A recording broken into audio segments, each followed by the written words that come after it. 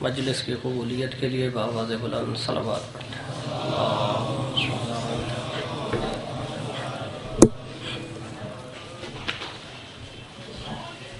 اپنے گناہوں کی مغفرت کے لیے بھی بآواز بلند صلوات پڑھیں۔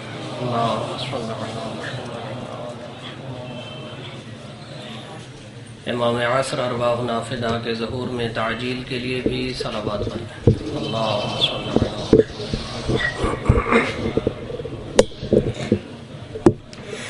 ما شاء اللہ لا حول ولا قوة الا باللہ العلی العظیم۔ رب اشرح لي صدري ويسر لي امری واحلل عقدة من لسانی يفقهوا قولی۔ اعوذ باللہ من الشیطان اللعین الرجیم، بسم اللہ الرحمن الرحیم۔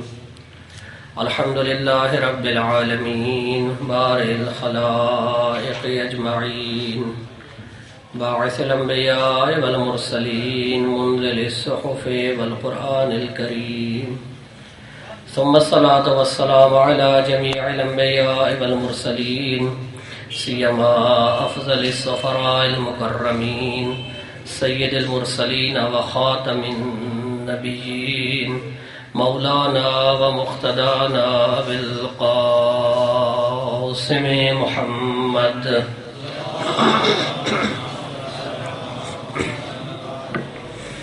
وعلى آله الأطيبين الأنجبين، سيما بقية الله في الأرضين. أما بعد، فقد قال الله الحكيم في الذكر الكريم، بسم الله الرحمن الرحيم، وجعلناهم أئمة يهدون بأمرنا لما صبروا وكانوا بآياتنا يوقنون۔ صلوات پڑھیں محمد و اہل بیت محمد۔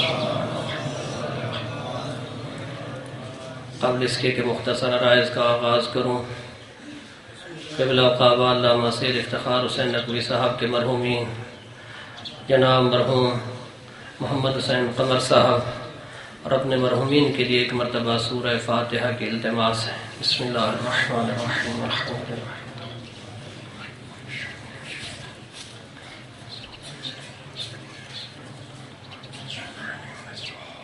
بسم اللہ الرحمن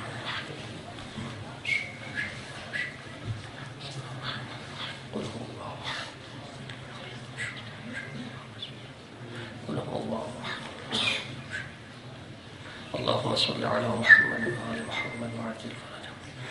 پروردگارا بحرمت سیدت نساء العالمین ہم سب کے تمام سابقہ گناہ معاف فرما۔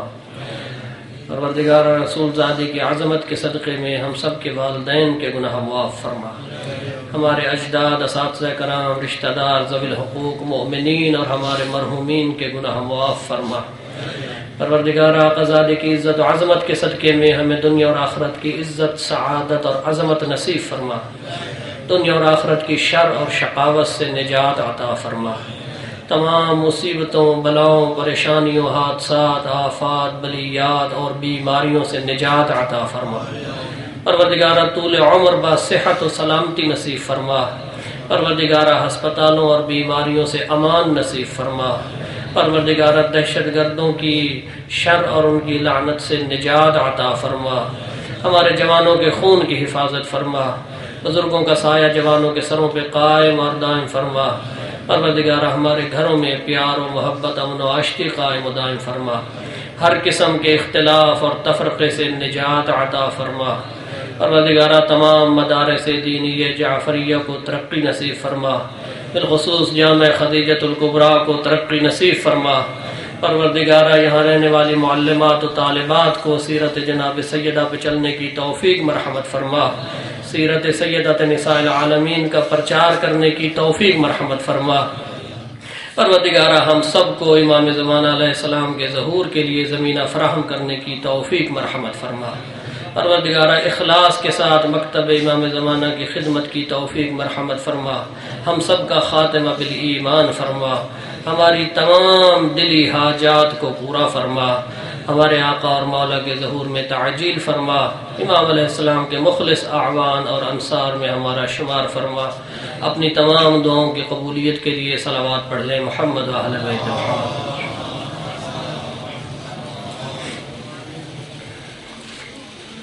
ایام فاطمیہ، بضعۃ الرسول، قرۃ عین الرسول کی شہادت کے ایام کہ جو بابا کی رحلت کے بعد صرف 75 دن یا 95 دن کے لیے زندہ رہے۔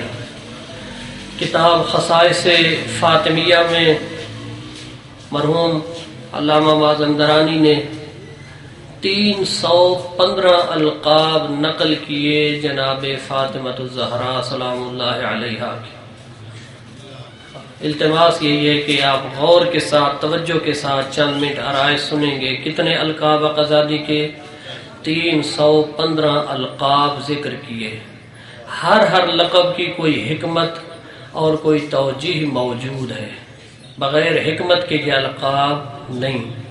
اکثر القاب ایسے ہیں جنہیں خود رسول خدا نے ان القاب کے ساتھ نوازا۔ ان القاب میں سے صرف ایک لقب آقازادی کا جسے آج بیان کرنا ہے، چند منٹ کے لیے آپ کی خدمت میں اس لقب پہ روشنی ڈالنی ہے۔ آقازادی کا ایک لقب ہے صابرہ۔ بی بی کا کیا لقب ہے؟ صابرہ، صبر کرنے والی بی بی، انتہائی صبر کرنے والی بی بی، یہ لقب ہے آقازادی کا۔ اور رسول زادی کے ساتھ ایک لقب ہے امیر المومنین علیہ السلام کا، وہ لقب ہے اصبر الصابرین، سب سے زیادہ صبر کرنے والی شخصیت۔ ہم شیعوں کے ذہن میں عام طور پہ جب صبر کا مفہوم یا صبر کا لفظ آتا ہے، ہمارے سامنے امام حسین کا نام آتا ہے۔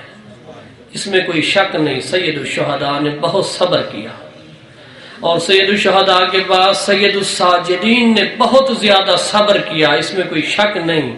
لیکن تاریخ نے لقب جسے عطا کیا اصبر الصابرین، امیر المومنین کا لقب، مولا امیر المومنین کا لقب تمام ائمہ سے بڑھ کے صبر۔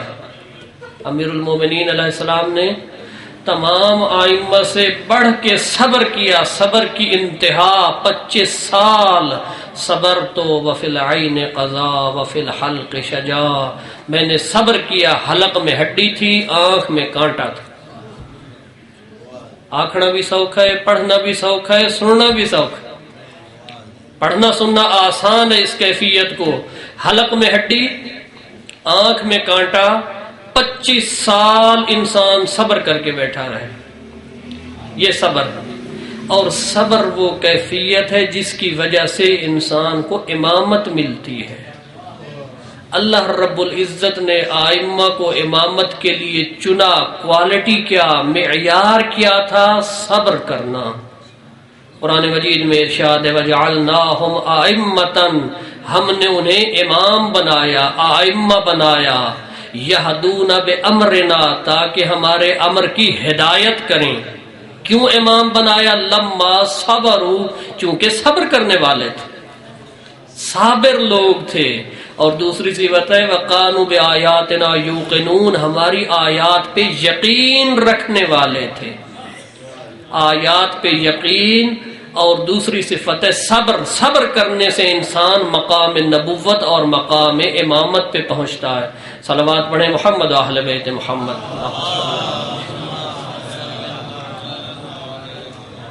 دوران مجلس تھوڑا تھوڑا بولنا یہ صبر کے خلاف نہیں ہے، آپ صبر کا مظاہرہ زیادہ نہ کریں، بالکل صبر کر کے بیٹھتے ہیں خاموشی سے۔ دوران مجلس اگر انسان سبحان اللہ کہتے یہ صبر کے خلاف نہیں ہے، بڑی ذمہ داری کے ساتھ عرض کر رہا ہوں۔ پڑھنے والے کو تسلی ہو جاتی کہ میری بات کوئی سمجھ بھی رہا ہے، یہ سمجھ نہیں رہا۔ نعرہ تکبیر، نعرہ رسالت، نعرہ حیدری، یاد بلند صلوات، اللہم صلی علی محمد۔ آقازادی کا لقب ہے صابرہ۔ یہ لقب کہاں سے آیا؟ کس نے یہ لقب دیا؟ یہ لقب کس وقت رسول زادی کو ملا؟ آؤ سیدت نساء العالمین کی زیارت کا مطالعہ کرو۔ رسول زادی کی زیارت ہے جو جنت البقیع میں کھڑے ہو کے، سیاہ پتھروں پہ کھڑے ہو کے ہم پڑھتے ہیں، رسول زادی کی زیارت۔ اور زیارت منقول زیارت ہے، غیر منقول زیارت نہیں ہے، کسی عالم نے نہیں لکھی، آئمہ سے منقول ہے، آئمہ خدا کے جملے موجود ہیں۔ جملہ بڑا عجیب ہے اور جملے میں انتہائی گہرائی ہے. اگر توجہ کر کے دل کے دریچے کھول کے بیٹھو گے تو سمجھ آئے گی. ہر بندے کی سمجھ اور اپروچ کے قابل نہیں. جملہ بڑا ہی گہرا ہے. زیارت کی ابتدا یہاں سے ہوتی ہے. بسم اللہ الرحمن الرحیم. السلام علیک یا ممتحنۃ امتحنک اللہ الذی خلقک قبل ان یخلقک ووجدک لممتحنک صابرہ. زیارت جناب سیدہ کی ابتدا. یا ممتحنہ، اے وہ ذات، اے وہ شخصیت جس کا امتحان لیا گیا. ممتحنہ کہتے ہیں امتحان لیا جائے جس کا. ممتحن اسے کہتے ہیں جو امتحان لینے والا ہو. امتحان لیا گیا. کس نے امتحان لیا؟ ممتحن کون تھا؟ امتحنک اللہ الذی خلقک، اس رب نے امتحان لیا جس نے آقازادی کو خلق کیا.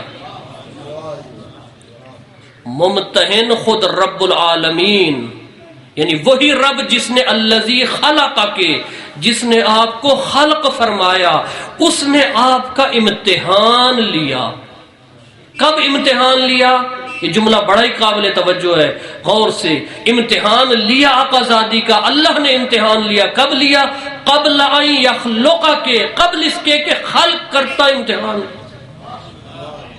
اس پہ ذرا غور کریں، گہرائی میں جائیں. عام عالم کا جملہ نہیں ہے، کسی مرجع وقت کا جملہ بھی نہیں ہے، منقول زیارت مفاتیح الجنان میں بھی موجود ہے. رب نے امتحان لیا. یا ممتحنۃ امتحنک اللہ الذی خلقک قبل ان یخلقک، قبل اس کے کہ خلق کرتا امتحان لے کے بھیجا، امتحان لیا. یہ دنیا کہ جہاں پہ خلقت ہو، ہم اسے کہتے ہیں عالم خلق. اس سے پہلے ایک عالم ہے عالم ذر، اسے کہتے ہیں عالم امر. وہ عالم امر ہے. نہ جانے کہاں امتحان لیا، کون سا امتحان لیا، اور امتحان لے کے پھر خود نتیجہ بھی بیان کیا. کون سا عظیم امتحان لیا؟ رسول زادی سے جب امتحان لے لیا، فوجدک لممتحنک صابرۃ، اور تجھے اپنے تمام امتحانوں میں صبر کرنے والا پایا. یہاں سے ملا آقازادی کو صابرہ کا لقب. فوجدک لممتحنک صابرہ، صبر کرنے والا پایا. کتنا صبر کیا رسول زادی نے. 18 سال کا سن مبارک، 18 سال اس دنیا میں رہی. 8 سال مکہ میں، 10 سال مدینہ منورہ میں. جو 8 سال مکہ کے تھے شمار کیا جاتا ہے رسول زادی کا بستہ دور تھا، کیونکہ آقازادی کے مصائب صرف 75 دن یا 95 دن شمار کیے جاتے ہیں. لیکن رسول زادی نے پوری زندگی صبر کیا، پوری زندگی صبر کیا. مکے میں جب موجود تھی، بچپن کا عالم تھا. مشرکین مکہ بابا کو پتھر مارتے تھے، ایسے ہے یا نہیں؟ بابا زخمی ہو کے گھر آتا تھا. رسول خدا طائف میں گئے، پتھر مارے مشرکین نے. کہتے ہیں جوتیوں میں خون جم گیا، نعلین مبارک خون سے رنگین، پورا بدن خون سے رنگین. گھر آئے، کس نے دیکھا؟ فاطمہ نے دیکھا. زخم کس نے صاف کیے؟ فاطمہ نے زخم صاف کیے. بابا کو مشرکین مکہ اذیت کرتے، آقازادی تحمل کے ساتھ آ کے پیار محبت کے ساتھ بابا کے زخموں کو صاف کرتی. بچپنے کے عالم میں اتنا زیادہ پیار کرتی کہ رسول برملا کہتے ابو فدا کے ابو کے، یا ام ابی ہا، تیرا باپ تجھ پہ قربان، تو ام ابی ہا ہے. ماں جیسا پیار دیتی ہے بچپن کے عالم میں. رسول زادی صبر کرتی تھی.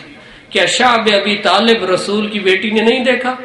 شعب ابی طالب جہاں پہ 3 سال تک پتے کھا کے زندہ رہے، 3 سال تک پتے کھائے. چہرہ مبارک کا رنگ زرد ہو گیا، آنکھیں اندر دھنس گئیں. جناب خدیجہ تحمل نہ کر پائی، بستر بیماری پہ آ گئی. خدیجہ کیسے تحمل کرتی؟ ملیکۃ العرب، 100 کنیز جس کی خدمت کے لیے بیٹھتی تھی، اسے پتے کھانے پہ مجبور کیا گیا. تھوڑا صبر کیا سادات نے، تھوڑا صبر کیا اس دین کو بچانے کے لیے. جناب خدیجہ بستر بیماری پہ. مجھے بتاؤ وہاں پہ اس وقت کے مشرکین مکہ نے بائیکاٹ کیا ہوا تھا، نہ کوئی مرد مل سکتا تھا، نہ کوئی خاتون ملنے کے لیے جاتی تھی. جناب خدیجہ الکبریٰ کی عیادت اتنا عرصہ کس نے کی؟ صدیقہ کبریٰ فاطمہ زہرا نے. سن مبارک کتنا؟ حد اکثر 8 سال کی عمر. ایک 7 سال کی بچی، 8 سال کی بچی باپ کے زخم بھی دھوتی ہے، باپ کو بھی سہارا دیتی ہے، باپ کے مصائب اور مشکلات میں بھی صبر کرتی ہے. ماں بیمار ہو جائے تو ماں کی عیادت بھی کرتی ہے، ماں کے پاؤں دباتی، ماں کی خدمت کرتی، ماں کی عیادت کرتی. اور سارا دن کچھ کھانے کو نہ ملتا، پتے کھا کے گزارا کرتے. مکہ میں پانی کی بڑی کال تھی، سوائے آب زمزم کے اور پانی کہیں نہیں ہے. سنگلاخ پہاڑ، جو لوگ گئے سیاہ رنگ کے پہاڑ ہیں، ایسے پہاڑ ہیں، سیاہ جلے ہوئے پتھر ہیں جنہوں نے دیکھے، کوئی سبزے کا نام و نشان نہیں ہے. شعب ابی طالب جو لوگ گئے ہیں دیکھے کیسی گھاٹی اور کیسی پہاڑی ہے. اس پہاڑی کے اندر صبر کرتی رہی 8 سال کی عمر میں. قربان جاؤں آقازادی کے صبر پہ ماں کی عیادت کی. بالآخر ماں کا آخری وقت آ گیا، جناب خدیجہ کا آخری وقت آ گیا. مدرسہ خدیجہ الکبریٰ میں بیٹھے ہو نا، بی بی خدیجہ کا ذکر تو ہونا چاہیے. آقازادی کے نام پہ، جناب خدیجہ سردار کے نام پہ، ان کے نام پہ یہ مدرسہ بنایا گیا ہے. جناب خدیجہ اس خاتون کو کہتے ہیں جسے سلام رب العالمین نے بھیجے تھے. خدیجہ عام خاتون نہیں تھی. خدیجہ کو دیگر امہات المومنین پہ قیاس نہ کیا جائے. خدیجہ تو وہ ہے کہ جب غار حرا میں قرآن مجید نازل ہوا چاہتا تھا اور پہلی آیے مجیدہ اقرا بسم ربک الذی خلق، جبرائیل امین نازل ہوئے اور نبی کو نبوت کے لقب کے ساتھ پہلا سلام کیا. جب کہا نا السلام علیک یا رسول اللہ، اس کے ساتھ ہی کہا کہ رب العالمین خدیجہ کو بھی سلام کہتا ہے. خدیجہ وہ ہے. خدیجہ کا بیماری کا عالم تھا، جبرائیل امین جنت سے کفن لے کے آیا. خدیجہ وہ ام المومنین ہے کہ جس کی جنت کی بشارت خدیجہ کی زندگی میں دی گئی. رب نے پیغام دیا رسول خدا کو کہ خدیجہ اہل بہشت میں سے ہے. لیکن خدیجہ کا جب آخری وقت آیا خدیجہ نے رونا شروع کیا. توجہ ہے آپ کی میری؟ جناب خدیجہ نے رونا شروع کیا، گریہ کرنا شروع کیا. رسول خدا آ کے سرہانے بیٹھے، فرمانے لگے اے خدیجہ تو نے خاتم النبیین کو راضی کیا، سلطان انبیاء تجھ پہ تہہ دل سے راضی، رب العالمین نے تجھے سلام دے کے بھیجے، خالق اکبر نے جنت اور بہشت سے تیرے کفن کا انتظام کیا. خدیجہ تو کیوں پریشان ہے؟ خدیجہ کیوں گریہ کر رہی ہے؟ پریشان کیوں ہے؟ خدیجہ کہتی یا رسول اللہ میں اپنے لیے تو پریشان نہیں ہوں، اپنی آخرت کے لیے تو پریشان نہیں ہوں. خدیجہ کیوں روتی ہے؟ خدیجہ کہتی میں تو اپنی فاطمہ کے لیے رو رہی ہوں، میں اپنی بیٹی فاطمہ کے لیے رو رہی ہوں. یا رسول اللہ میری بیٹی 8 سال کی ہے، عنقریب میری بیٹی کا ازدواج ہوگا، دوسرے گھر میں جائے گی. جب بیٹیاں دوسرے گھروں میں جاتی ہیں انہیں ماں کی ضرورت ہوتی ہے، ماں کے سائے کی ضرورت ہوتی ہے. خدیجہ تو یہ دیکھ رہی ہے میری بیٹی فاطمہ دوسرے گھر جائے گی، ماں کا سایہ سر پہ نہیں ہوگا. یا رسول اللہ ایک وعدہ کریں میرے ساتھ، میں نے پوری زندگی آپ کی خدمت میں خرچ کر دی، اپنا سارا مال لٹا دیا رسالت کی خدمت میں، آج تک آپ سے کوئی تقاضا نہیں کیا. ہاں ایک تقاضا کرتی ہوں آج. یا رسول اللہ میرے مرنے کے بعد فاطمہ کے لیے باپ کا کردار بھی ادا کرنا، ماں کا کردار بھی ادا کرنا. یا رسول اللہ فاطمہ کی ماں نہیں ہے، دوسری بیوی آ جائیں گی میری فاطمہ کے ساتھ سختی کریں گی، میری فاطمہ کو کھانا نہیں دیں گی، میری فاطمہ کا احترام نہیں ہوگا. یا رسول اللہ میری فاطمہ تنہا رہ جائے گی،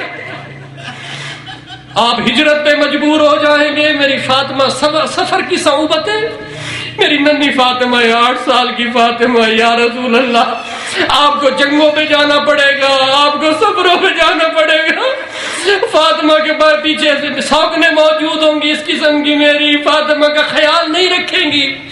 یا رسول اللہ کم سے کم وقت جدائی رکھنا فاطمہ کے ساتھ. وصیت تھی جناب خدیجہ کی. اسی لیے لکھا مورخین نے رسول اکرم جب سفر پہ جاتے تھے آخری شخصیت جس سے مل کے جاتے جناب فاطمہ، سب سے پہلے واپس آ کے جسے ملتے جناب فاطمہ، کہتے ہیں جدائی انتہائی قلیل ہو، فاطمہ نے صبر کیا، شعب ابی طالب نے صبر کیا. یہ تو فاطمہ کا بستہ دور تھا. اس کے بعد آ گئی مدینہ میں، ازدواج ہو گیا.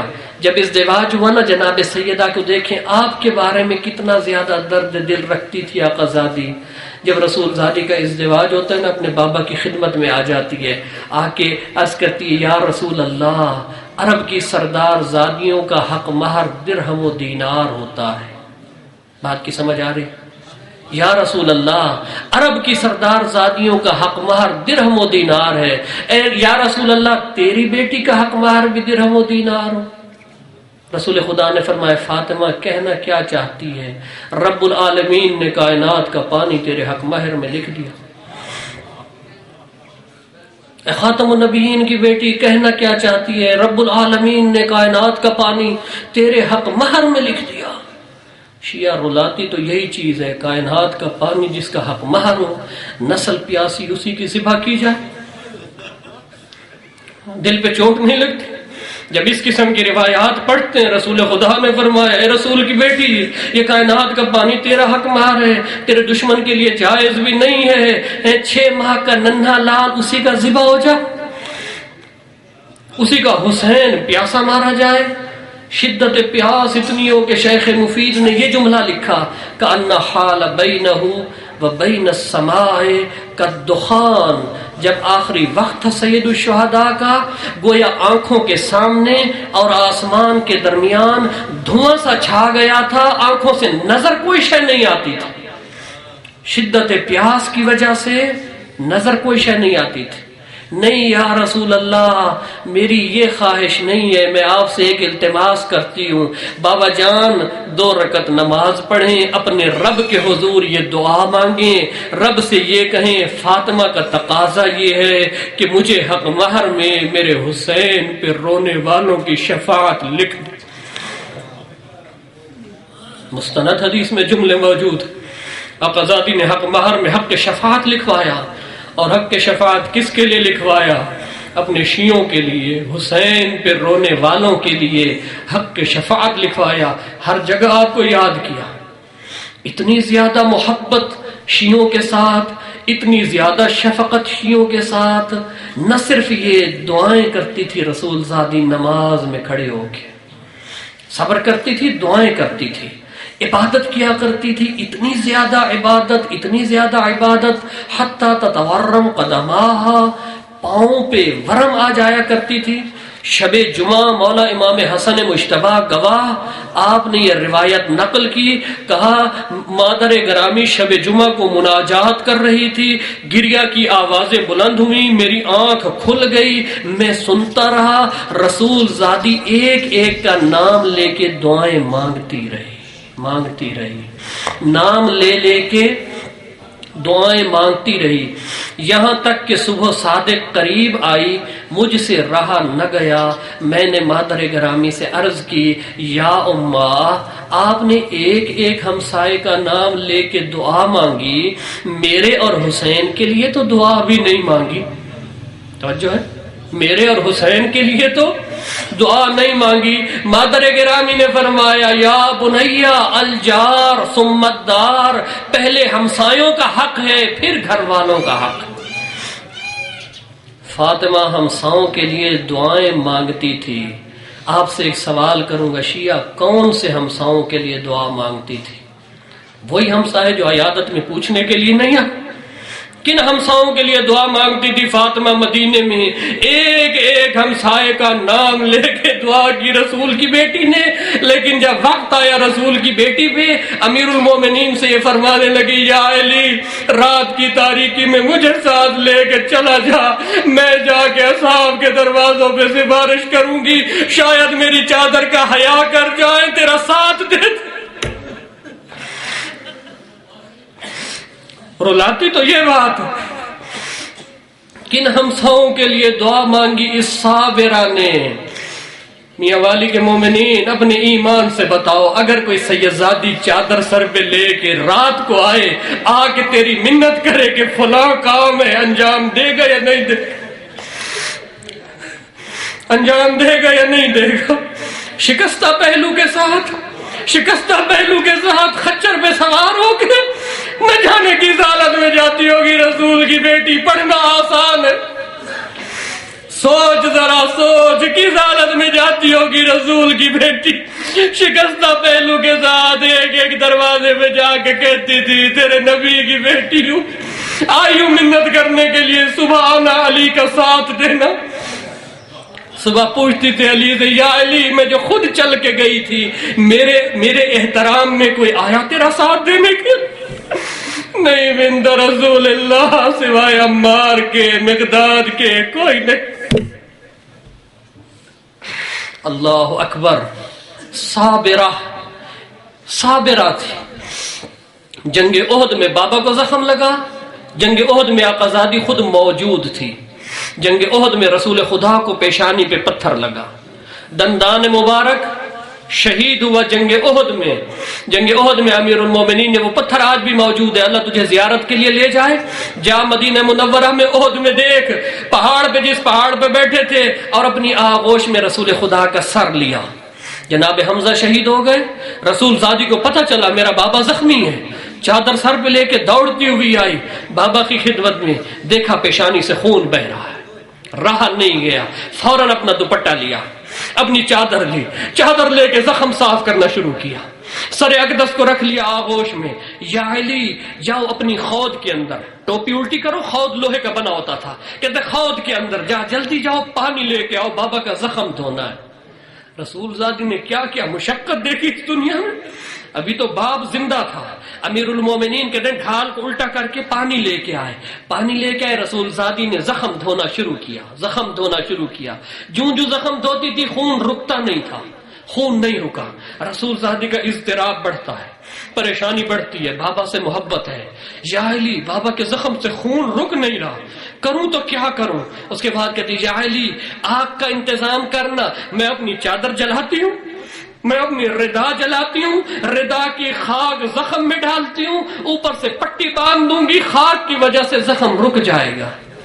رسول زادی نے اپنی ردا جلائی، ردا جلا کے رسول زادی نے زخم پہ رکھا، آقا کا زخم باندھا.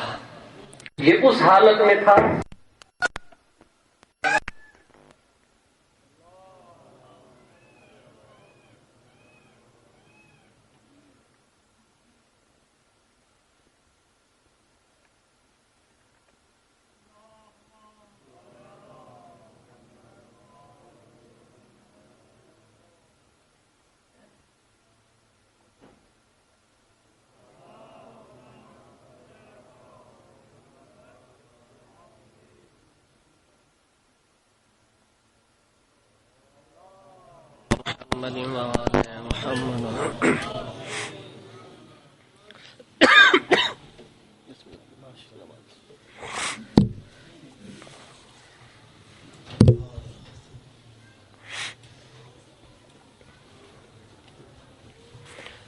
آقا زادی کی عظمت کے لیے ایک مرتبہ پھر بھی صلوات پڑھ لیں. محمد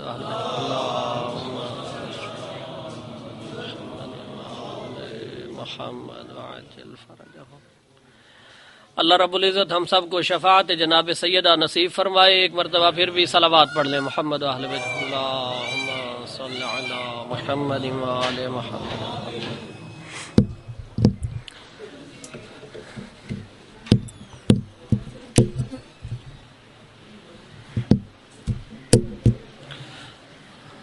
اپنی تمام روحانی اور جسمانی بیماریوں کی شفا یابی کے لیے صلوات پڑھ لیں. محمد و اہل بیت محمد. اللہم صلی علی محمد. جنگ احد میں امیر المومنین علیہ السلام کو تقریباً 70 زخم لگا. عرض کر رہا ہوں آقا زادی کا لقب ہے صابرہ. کیا کیا حالت دیکھی. 18 سال میں رسول زادی نے دنیا میں کیا دیکھا. 70 زخم لگتا امیر المومنین کو.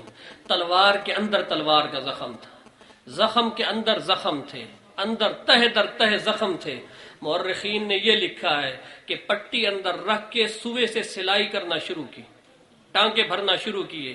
پٹی جب کپڑا رکھ کے زخم کے اندر ایک طرف سے سلائی کرتے، کپڑا دوسری جانب سے زخم کے باہر آ جاتا تھا.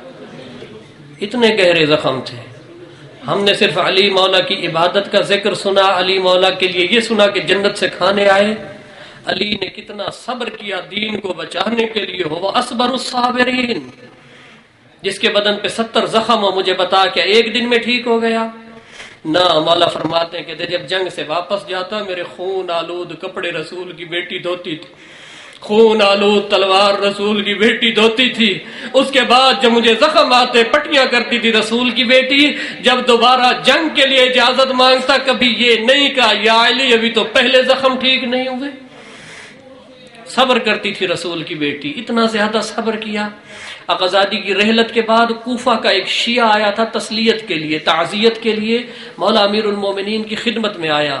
کافی عرصہ بیت چکا تھا آقازادی کی رحلت کو. آ کے جب تسلیت کی نا, تعزیت پیش کی, امیر المومنین کی آنکھوں سے آنسو جاری ہو گئے. ریش مبارک تر ہو گئی, رونے لگے, گریا کرنے لگے. کوفی کہنے لگا یا علی کافی عرصہ بیت چکا بضعۃ الرسول قرۃ عین الرسول کی رحلت و شہادت کو, کیا اب بھی آپ کا زخم ہرا ہے؟ کیا اب بھی آپ کے زخم تازہ ہیں؟ امیر المومنین نے 4 جملے فرمائے, بڑی توجہ سے سننا, صحیح سند حدیث ہے. امیر المومنین فرماتے ہیں, کہتے میں فاطمہ کی کس کس بات پہ روں, کس کس بات پہ گریا کروں.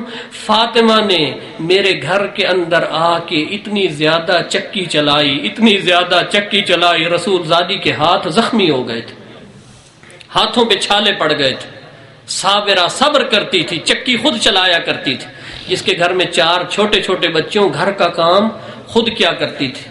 دوسرا جملہ فرمایا, کہتے ہیں رسول زادی نے میرے گھر آ کے اتنے زیادہ پانی کے مشک اٹھائے, دائیں کندھے پہ زخم ہو گیا تھا, دائیں کندھے پہ چھالے پڑ گئے تھے. رسول کی بیٹی تھی, خاتم النبیین کی بیٹی تھی, سردار زادی تھی, آقا زادی تھی, عام خاتون نہیں تھی, لیکن مشک پانی کے خود اٹھایا کرتی تھی.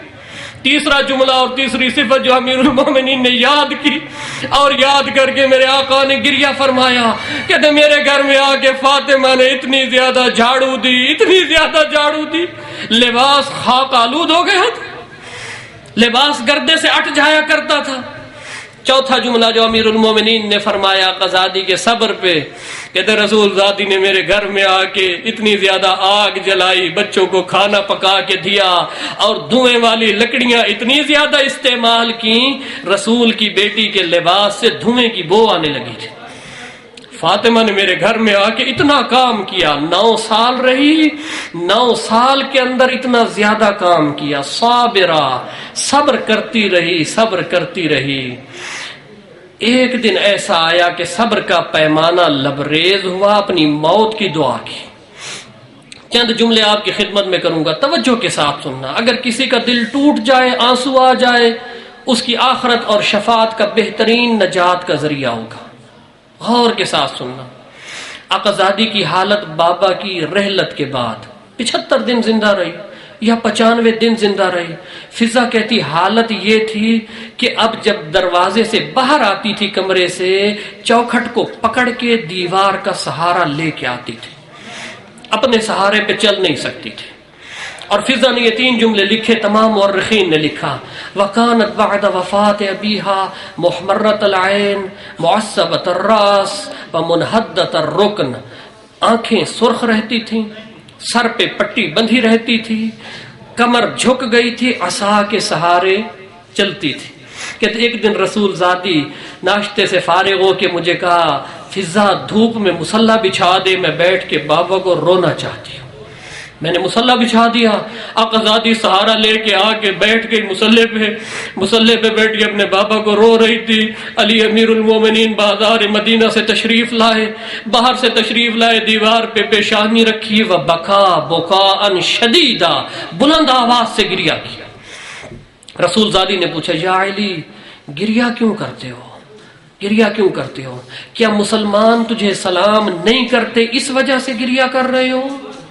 امیر المومنین نے جواب دیا, نہیں یا قرۃ عین الرسول, اس وجہ سے گریا نہیں کرتا. رلاتی تو یہ بات ہے, علی جا کے مسلمانوں کو سلام کرتا ہے, کوئی جواب نہیں دیتا. کیا مجھے مسلمان نہیں سمجھتے؟ اس کے بعد قبا کی جیب میں ہاتھ ڈالا امیر المومنین نے, ایک خط نکالا اور کہا, تجار مدینہ نے خط لکھا ہے, کہا ہے رسول زادی کو جا کے ہماری طرف سے پیغام دے دو کہ رونے کے وقت معین کرے. شیعہ رلاتی یہ بات، رسول زادی فرماتی ہے، کہتی مجھے خط لکھا تو جار مدینہ نے، ہاں رسول کی بیٹی آپ کو خط لکھا تو جار مدینہ کہہ رہے فاطمہ سے کہو رونے کے اوقات معین کرے، یا دن کو روئے یا رات کو روئے، فاطمہ کے رونے سے ہماری تجارت متاثر ہوتی ہے، پورے مدینہ پہ غم چھا جاتا ہے، پرندے روتے۔ اس وقت رسول زادی کا غم بھر آیا، اس وقت صبر کی انتہا ہو گئی، خود اپنا مصائب پڑھا، 4 جملے پڑھے۔ ناقلہ فضہ ہے، فضہ کہتی میں خود سن رہی تھی، علی امیر المومنین سامعین میں سے تھے اور 4 چھوٹے چھوٹے بچے سن رہے تھے، زینب ام کلثوم، حسن و حسین سن رہے تھے۔ شیعہ میں اور تو پڑھ لیتے ہیں، سن لیتے ہیں، تصور تو کر جس ماں کے چھوٹے چھوٹے 4 بچے ہوں، جس کا پہلو زخمی ہو، کیا بچیوں کا دل نہیں چاہتا ہوگا ماں کی گود میں آنے کے لیے؟ کیا بچے ماں کی گود میں آنے کے لیے ضد نہیں کرتے ہوں گے؟ ہاں زینب کبریٰ انتہائی سمجھدار تھی، کہتی ہوگی چھوٹی بہن کو اور بھائیوں کو کہ ماں کا پہلو زخمی ہے، ماں کی گود میں نہ جانا۔ جو خاتون دائیں ہاتھ سے تسبیح نہیں پڑھ سکتی تھی، کیا بچوں کو گود میں اٹھا کے پیار کر سکتی؟ جب بچے آتے ہوں گے سینے سے لگنے کے لیے، فاطمہ کا پہلو زخمی تھا۔ اس وقت آقا زادی نے اپنا مصائب پڑھا، فرماتے غصب حقی فصبرتو، میں نے تو اتنا صبر کیا، میرا حق لوٹ لیا، میں خاموش ہو گئی۔ اس کے بعد فرمایا اسقط جنینی فصبرتو، میرا محسن شہید کر دیا، میں صبر کر گئی۔ اس کے بعد فرمایا کسروا اضلاعی فصبرتو، اور میری تو پسلیاں بھی توڑ دی، میں صبر کر گئی۔ الان یمنعون من البکاء، اب میرے رونے پہ بھی پابندی ہے، اب مجھے بابا کے لیے رونے بھی نہیں دیتے۔ یا علی جنت البقیع میں میرے لیے بیت الحزن بنا دے، میں مدینہ شہر میں بیٹھ کے نہیں رہوں گی، جنت البقیع چلی جاؤں گی، جا کے قبرستان میں بیٹھ کے رویا کروں۔ فضا کہتی اس کے بعد امیر المومنین نے جنت البقیع میں بیت الحزن بنا دیا، ایک چھپر ڈال کے دیا۔ رسول زادی گھر کے کام کاج سے فارغ ہو کے چلی جاتی جنت البقیع میں، جا کے سارا دن روتی رہتی، کہتی دونوں یتیموں کی انگلی پکڑتی، ایک ہاتھ حسن کا ایک ہاتھ حسین کا۔ رسول زادی مدینے کو کہہ کے الوداع چلی جاتی تھی جنت البقیع میں۔ عزیزو پڑھنا آسان ہے، میں تصور کرتا ہوں اس بات کا، فضا نے خود کہا کہ رسول زادی جب کمرے سے آتی تھی نا باہر صحن میں، عصا کے سہارے سے آتی تھی، چوکھٹ کو پکڑ کے آتی تھی، دیوار کے سہارے سے آتی تھی۔ رسول زادی کا پہلو زخمی تھا، پورا مدینہ عبور کر کے روز جنت البقیع میں کیسے جاتی، کس مشقت کے ساتھ جاتی ہوگی جنت البقیع میں۔ جو لوگ گئے مدینہ میں دیکھ کے آئے، روضہ نبوی کا فاصلہ، جنت البقیع کا فاصلہ، جا کے بیٹھ جاتی تھی جنت البقیع میں، اپنے بابا کے قبر کی طرف رخ کر کے کہتی تھی السلام علیک یا ابتا، صبت علی مصائب لو انہا صبت علی الیام سرنا لیالی۔ اللہ لعنت اللہ علی القوم الظالمین وسیعلم الذین ظلموا ای منقلب۔